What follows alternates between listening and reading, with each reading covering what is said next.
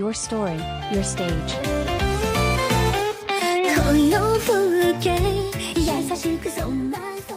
හයි හයි සියලු දෙනාවම මගේ YouTube channel එකට සාදරයෙන් පිළිගන්නවා.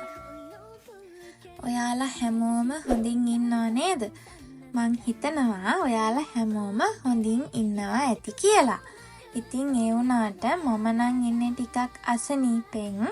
ඒ නිසා හස්බන්ඩ් කිව්වා ගෙදරට වෙලා ඉන්නත් කම්මැලි නිසා මාව ටිකක් එළියට එක්කගෙන යන්නම් කියලා පොරොන්දු වුණා. ඉතින් ඔන්න බලන්නකෝ එයා මාව කොහෙද එක්කගෙන යන්නේ කියලා. ඉතින් ඒ යන්නේ කොහෙද කියලා දැනගන්න නම් මගේ වීඩියෝ එකත් එක්ක දිගටම එකතු වෙලා ඉන්න කියලා ඔයාලා හැමෝගෙම ආදරෙන් ඉල්ලනවා. ඔන්න දැන් ඉතින් මම උදෙන්ම නැගිටලා නාලා කරලා එහෙම මේ දැන් ලස්සනට ලෑස්ති වෙන්නේ ඒ ගමන යන්න. ඉතින් ඔයාලා දන්නේ නෑනේ අපි දැන් මේ කොහෙද යන්නේ කියලා. මම තාම ඉතින් කිව්වෙත් නෑනේ. ඉතින් අපි මේ යන්න හදන්නේ ප්ලේන්, හෙලිකොප්ටර් වගේ දේවල් තියෙන මියුසියම් එකක් බලන්න. ඉතින් ඒක හරිම ලස්සනයිලු. ඉතින් අපි ගිහිල්ලා බලමු ඒක ඇතුලේ මොනවද තියෙන්නේ. ඇත්තටම මේ කියනවා වගේ ලස්සනයිද කියලා. ඔන්න දැන් අපි මියුසියම් එක ළඟට ඇවිල්ලා තමයි ඉන්නේ. ඇත්තටම මාරම ට්‍රැෆික් එකක් තිබුණා මේක ඇතුළට එන්න. හිතා ගන්න බෑ මේක බලන්න මෙච්චර සෙනගක් එනවද කියලා. ඒ තරමට පාරේ ඉඳලා වාහන නවත්තලා තමයි කට්ටිය මේක ඇතුළට යන්නේ. ඉතින් ගියාට පස්සේ තමයි අපි දැනගත්තේ මේක ඇතුලේ මියුසියම් එක විතරක් නෙවෙයි තව දේවල් තියෙනවා කියලා. ඉතින් ඒ මොනවද කියලා බලන්න ඉස්සරහට වීඩියෝ එකත් එක්කලා එකතු වෙලා ඉන්නකෝ.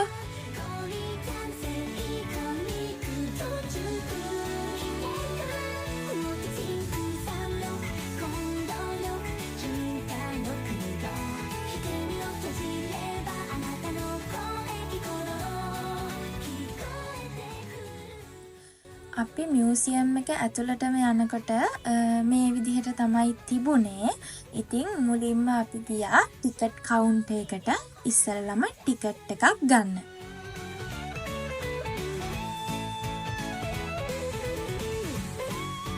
ටිකට් එක උනේ යෙන් 520ක් වගේ එක්කෙනෙකුට. ඉතින් හරිම සාධාරණයි ඒ වගේ මුදලකට මේ වගේ මියුසියම් එකක් බලන්න දෙනවා කියන එක.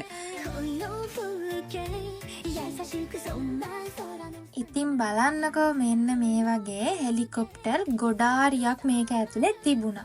ඉතින් මේ කළු පාට හෙලිකොප්ටර් එක ඇතුලේ තියෙන්නේ මං හිතන්නේ අර ලෙඩ්ඩු දාගෙන යන්න වගේ ඇඳවල් දෙකක් තමයි දාලා තිබුණේ.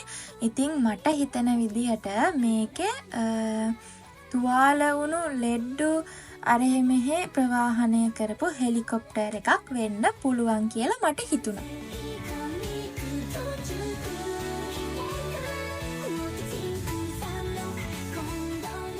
අනේ ඇත්තටම මේක මියුසියම් එකක් තමයි.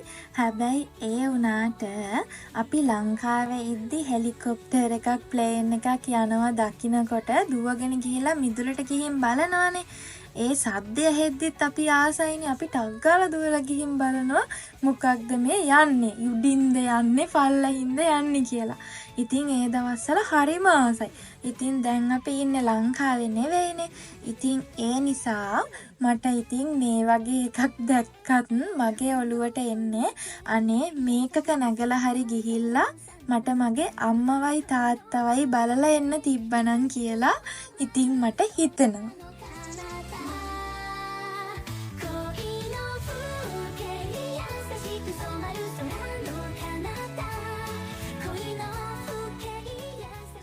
ඔන්න ඔයාලට පේනවා නේද මේ සීයා කෙනෙක් අපිත් එක්කලා කතා කර කර යනවා. ඉතින් ඒ සීයා ඇහුවා අපි මොන රටේද කියලා. ඉතින් අපි කිව්වාම ලංකාවේ කියලා. එයා අපිට ආයුබෝවන් කියලා කිව්වා. ඉතින් බලන්නකෝ එයා ගොඩක් දන්නවා ලංකාව ගැන. ඉතින් අපිටත් හරිම සතුටුයි ඒ වගේ දෙයක් කිව්වම. එයා අපෙන් ඉතින් විස්තර ඇහුවා, සීගිරිය ගැන ඇහුවා, අපි ඉන්නේ කොළඹද කියලා ඇහුවා. ඉතින් ඒ වගේ හරිම හොඳ මිනිස්සුත් මේ වගේ රටවල් වල ඉන්නවා.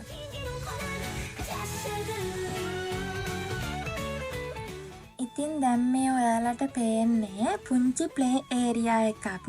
ඉතින් මෙතන පුංචි ටොයිස් වර්ග ගොඩාරියක් තියෙනවා. ඉතින් මේ ටොයිස් වලින් තමයි මේ ඩයිනෝසර්ලා හදලා තිබුණේ.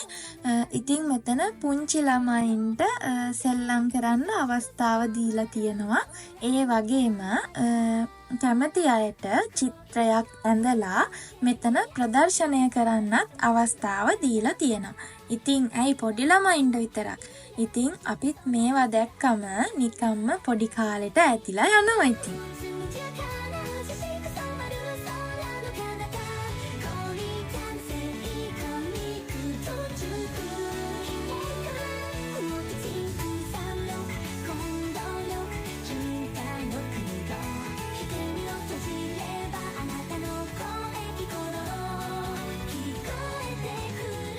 ඔන්න ඉතින් බලන්නකෝ මං කිව්වේ බොරුවක්ද කියලා.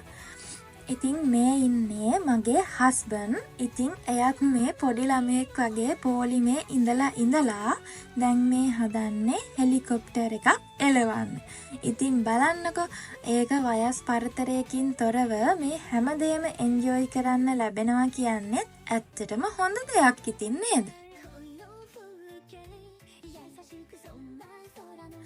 ඉතින් හස්බන්ඩ්ට එච්චර පුළුවන් නම් මට කොච්චර පුළුවන්ද කියලා දැන් මම මේ කරන්න හදන්නේ එයාටත් වඩා පුංචි ළමයි කරන සෙල්ලමක්. ඉතින් බලන්නකෝ ඒ දේවල් කරනකොට ඇත්තටම වයස මතකත් නැහැ. හරීම ෆනි.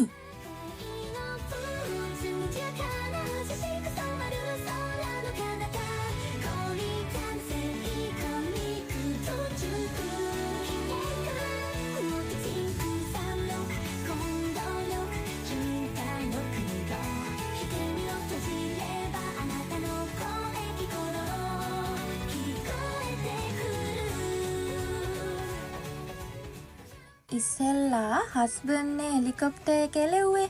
ඉතින් එතනදී මට chance එකක් ලැබුණේ නැහැ.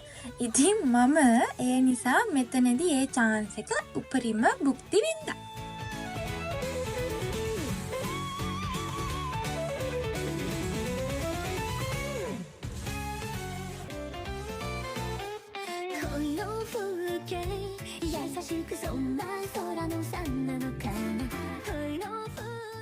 මේ තියෙන හෙලිකොප්ටර් එක උඩට උස්සලා පොඩ්ඩක් කරකවන්න පුළුවන්ද කොහෙද?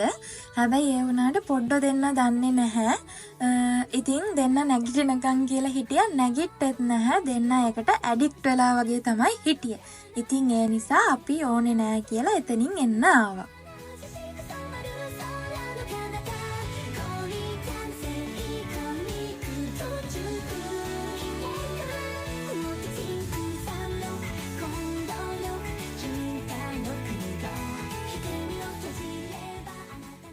ඔන්න ඉතින් ඊළඟට බලන්නකො කරන්න යන සෙල්ලම මොකක්ද කියලා. ඉතින් මේක නම් හරිම ෂෝක්. ඉතින් මට ඒකට ආසා හිතිලා මම හස්බන්ඩ්වත් කොහොම හරි යවුවා ඒක කරන්න කියලා. ඉතින් මෙතනදී ABC කියලා කෝස් 3ක් තියෙනවා. අපිට කැමති කෝස් එකක් තෝරගන්න තමයි තියෙන්නේ. ඉතින් හස්බන්ඩ් තෝරගත්තේ A කියන කෝස් එක. ඒකෙදි මං හිතන්නේ කිලෝමීටර් 1ක්ද කොහෙද තමයි අවසාන මට්ටම තිබුණේ. ඉතින් ඒකට වඩා හයි ජම්ප් කරන්න තමයි ඕනේ. ඉතින් මේ විදිහට උඩ පනින්න තමයි තියෙන්නේ. ඉතින් ඒක නම් හරිම ෂෝක්. හැබැයි මේක දින්නයි කියලා තෑගි හම්බෙන්නේ නම් නැහැ.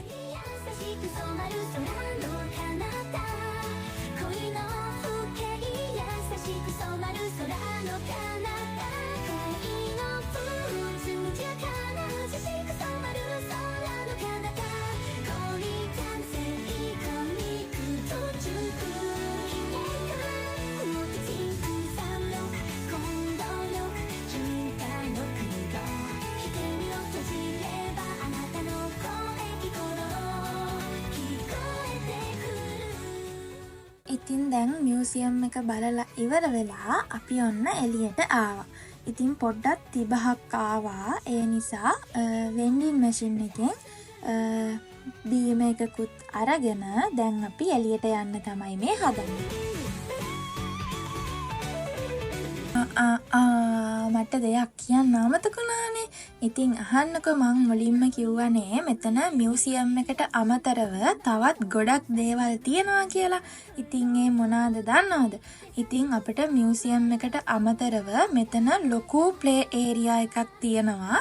ඉතින් එතන අපිට පුළුවන් ඕනේ විදිහට සෙල්ලම් කරන්න. එතකොට අපිට නිදහසේ කාලය ගත කරන්න. ඒ වගේ නිදහසේ ඉන්න හරීම ලස්සන තැනක් තමයි මේක. ඇත්තටම කලින් දැනගෙන හිටියේ නැහැ මෙහෙම තැනක් කියලා.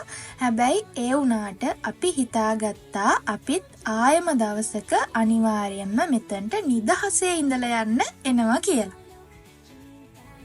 ඔන්න ඔය විදිහට තමයි අපි දෙන්නගේ මේ ලස්සන දවස ගත වුණේ. ඉතින් මේ ලස්සන වීඩියෝ එක බලන්න එකතු වෙලා හිටිය ඔයාලා හැමෝටම ගොඩාරියක් ස්තුතියි. එහෙනම් ගිහින් එන්නම්. බයි බයි.